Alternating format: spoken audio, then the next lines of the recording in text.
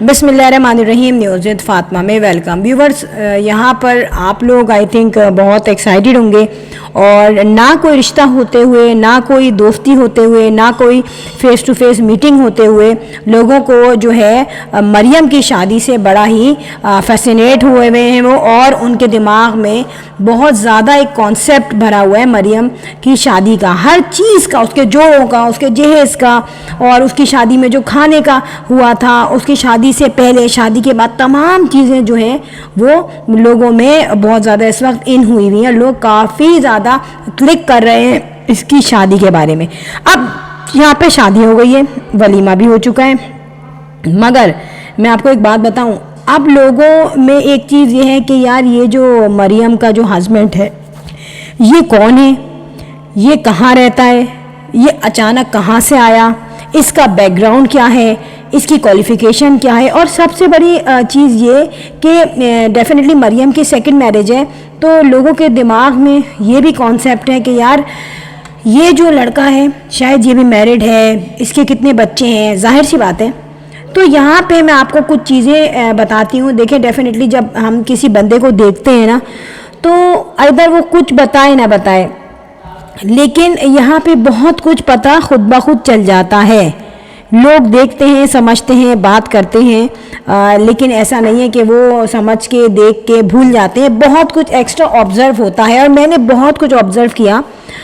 वो ये है कि देखिए, मरियम की जब से डिवोर्स हुई थी, मरियम की थी ख्वाहिश शादी करने की, और ये हसन साहब जो है ये कोई अचानक से नहीं आए इसकी ज़िंदगी में।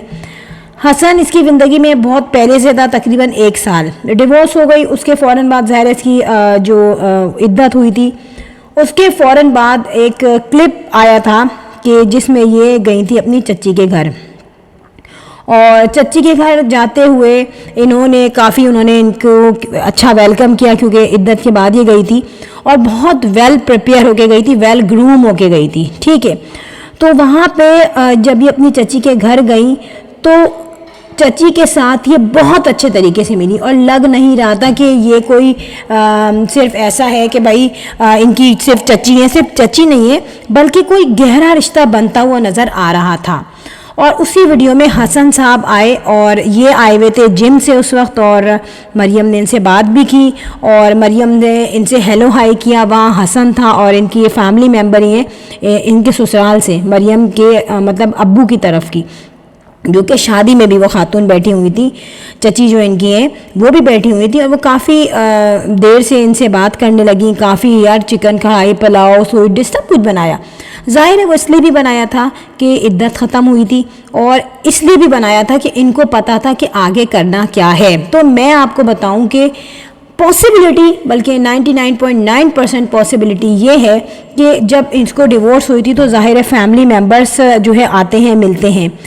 अब यहाँ पे जाहिर सी बात है कि चची जो है वो काफ़ी एक टाइम गुजर चुका था, और नई छोटी नई नवेली दुल्हन तो नहीं थी ना चची भी, एक रिश्ता है उन्होंने निभाया इनकी अम्मी के साथ, और इसका भी रिश्ता था। इनको पता था कि डिवोर्स हुई, क्यों हुई, कैसे हुई, और उसके बाद जो जो चेंज आ रही थी लाइफ में वो सब का इनको अंदाज़ा था।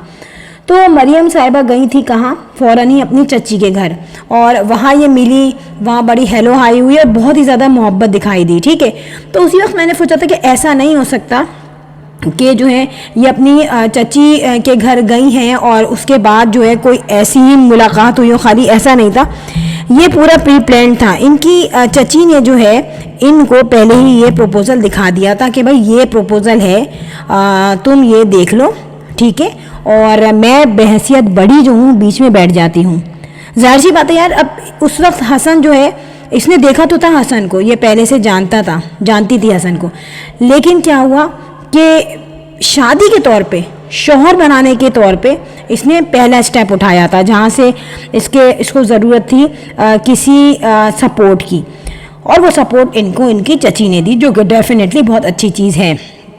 तो यहाँ पर हसन साहब से इन्होंने पहले मुलाकात करवाई और हसन को ये सब कुछ पता था कि इसकी डिवोर्स क्यों हुई है, क्या रीज़न है। जैसे कि हम लोगों को पता है तो डेफिनेटली उसको हमसे ज़्यादा पता था, लेकिन हसन जो है उस वक्त बड़े अच्छे तरीके से मिला और बड़ा शर्माने वाला स्टाइल था ना, उस स्टाइल से ये दोनों आपस में बातें कर रहे थे, जिसमें मरियम ने हसन से कहा कि मेरा भी वेट बढ़ा है, मैं भी जिम जाना चाहती हूँ।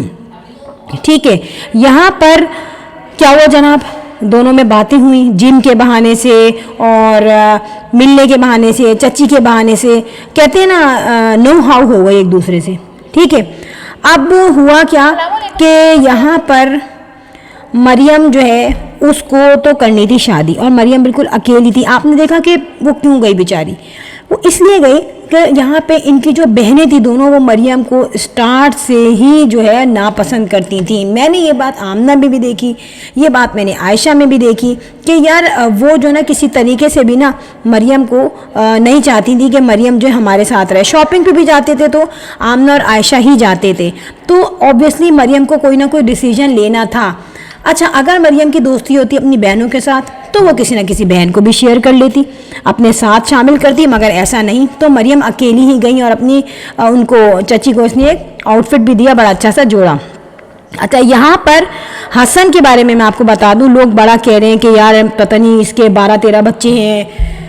तो ये कॉन्सेप्ट इसलिए आया है क्योंकि मरियम की ये सेकंड मैरिज है। लेकिन जो मैं आपको बताऊं कि ये जो हसन है ये एज में मरियम से 3 से 4 साल छोटा है डेफिनेटली, मगर इसकी शादी नहीं हुई है और ना कोई बच्चे हैं, ये सिंगल लड़का है और फाइनेंशियली तौर पे एक नॉर्मल सी जॉब ये करता है, जो कि डेफिनेटली हमें भी अंदाज़ा हो रहा है सब कुछ देखने के बाद। और फाइनेंशियली तौर पे ठीक है बस, लेकिन बहुत ज़्यादा स्टेबल नहीं है। अब यहाँ पे हुआ है बिजनेस कॉन्ट्रैक्ट, यानी कि उसको एक लड़की मिल गई, जरूर औरत ही है, लड़की है, लेकिन उसके साथ ये प्रॉब्लम है कि वो सेकंड मैरिज हुई है।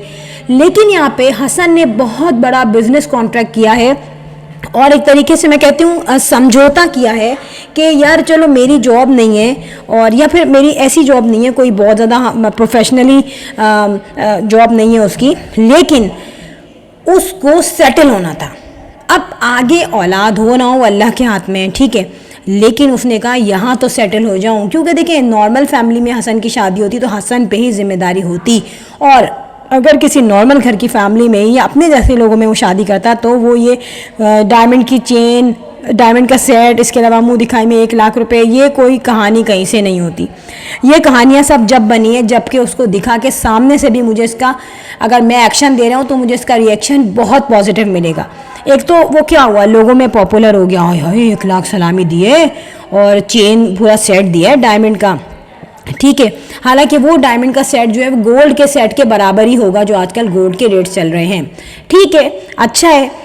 मगर यहाँ पर हसन के काम आ गई मरियम, और मरियम का जो था ना प्रॉब्लम वो सॉल्व कर दिया हसन ने। तो यहाँ पे ये एक ऐसी डील है जैसे हम किसी दुकानदार के पास जाते हैं और हम उससे कहते हैं कि भाई मुझे तुम ये चीज़ दे दो, ठीक है, दुकानदार बोलता है मैं आपको डिस्काउंट में दूंगा, और हम उससे खुद डिस्काउंट में मांगते हैं क्योंकि वो चीज़ या तो आउट ऑफ फैशन हो चुकी होती है, आउट ऑफ डेट हो चुकी होती है, या आउट ऑफ सीज़न हो चुकी होती है, लेकिन हमारी ज़रूरत पूरी हो जाती है और दुकानदार की वो चीज़ भी सेल हो जाती है। मगर फ्रेंड ये तमाम चीज़ें ना, इसमें मैं ये नहीं कहूँगी कि बुराई है। अब वो जो भी जॉब करता होगा, जिस तरीके की उसकी लाइफ स्टाइल होगी, उसमें हमें बेटरमेंट नज़र आएगी। जाहिर है इतना सब कुछ देखा है हमने, वीडियो देख के बहुत कुछ एनालिसिस हमारे भी होते हैं, जब भी रिएक्शन हम देते हैं। तो यहाँ पर होगा क्या, अब होने ये जा रहा है कि मरियम के साथ साथ हसन का फ्यूचर हो रहा है ब्राइट, मरियम की लाइफ यहाँ पे सेटल हो गई शादी के बाद जो उसकी प्रॉब्लम थी, और यहाँ पे मरियम के चैनल के भी व्यूज़ अब जाने वाले हैं ऊपर। यहाँ पे बहुत बड़ा चेंज आएगा क्योंकि ये कॉन्ट्रैक्ट जो था ये कोई ऐसा ही नहीं था, ये बिजनेस कॉन्ट्रैक्ट था। लाइफ कॉन्ट्रैक्ट तो हो गया, लाइफ तो गुजारेंगे ना यार, कहीं और भी शादी करता तो ऐसी छोटी मोटी जगह पे होती ना। ये इसको कहते हैं ना, क्या है, चांदनी मिल गई है उसको, जो कि बहुत कम मिलती है। कहते हैं ना हर एक के दरवाजे पे दस्तक होती है, कभी ना कभी अल्लाह ताला किस्मत का दरवाज़ा ज़रूर खोलता है।